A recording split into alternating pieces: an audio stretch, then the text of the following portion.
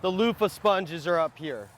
The loofah sponges are one of the things that we are turning people onto, so there's not plastic going down the sink.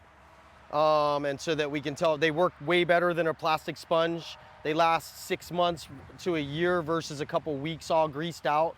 The grease comes off them real easy. They don't get moldy because they have like antibacterial and fungal properties to them. So why would we use sponges that put plastic back into the ecosystem?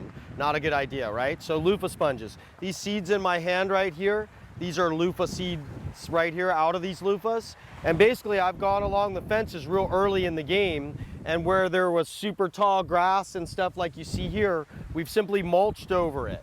By mulching it, it makes the weeds come out really easy. We lay them back down as material to help us compost with it. And then the seeds, where a few of those didn't take on the fence right here, we'll stick a few seeds there. We'll stick a few seeds here. Now, as a group, we'll pay attention to them. Those will grow up onto the fence and we'll have all that loofah.